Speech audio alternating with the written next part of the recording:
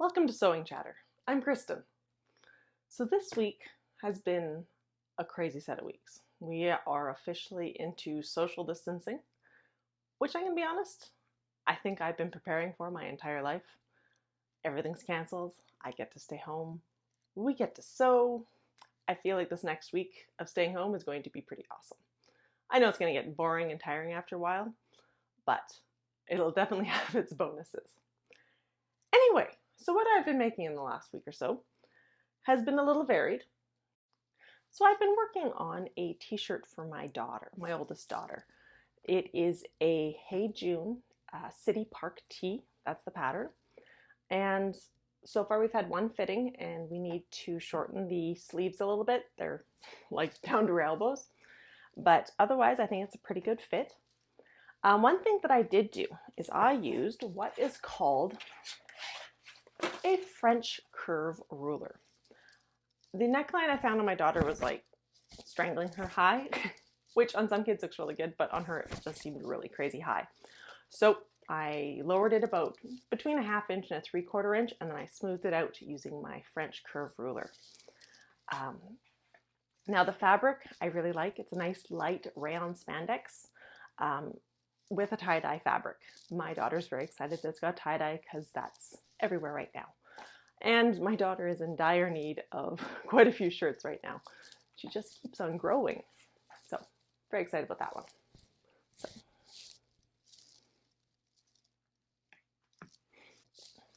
Next up is actually a present for my cousin's son. He just turned 2 and I'm looking forward to getting this to him. So I've made an apron out of laminated cotton. The fabric is Dino Dudes by Michael Miller. It's a laminated cotton.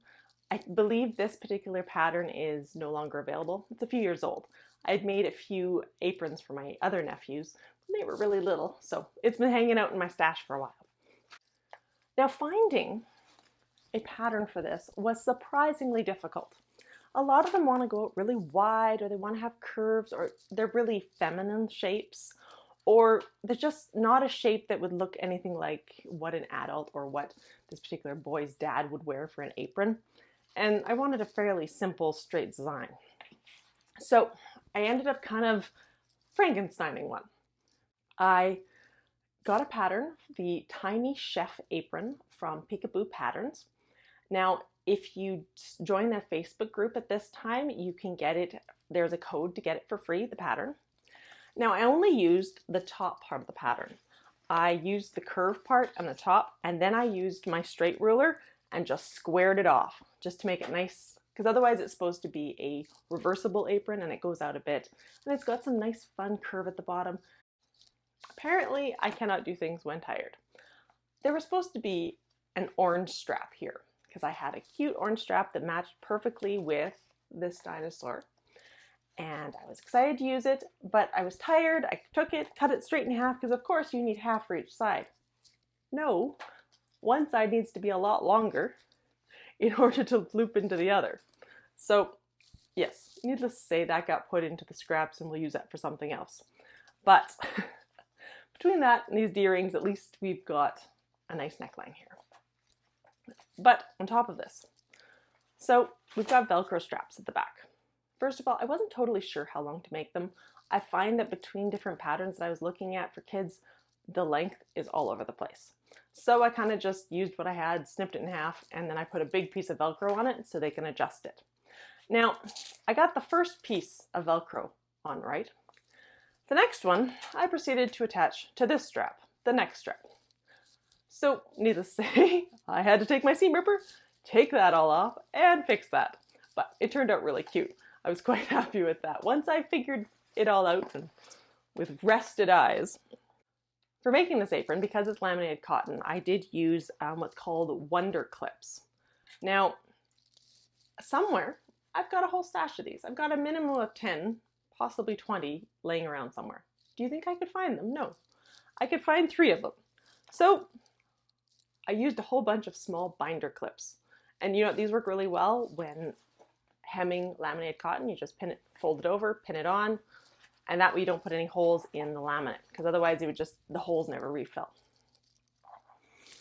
But there will in the future be a video on how to sew with laminated cotton and what other projects that you can make with it.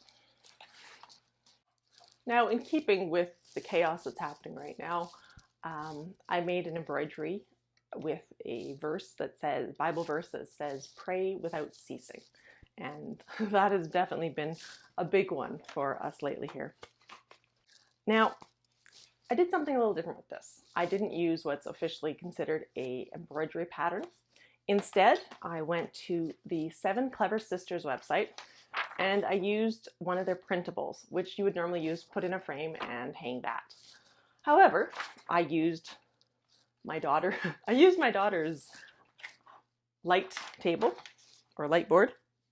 I used a tulip fabric marker and then proceeded to trace the letters.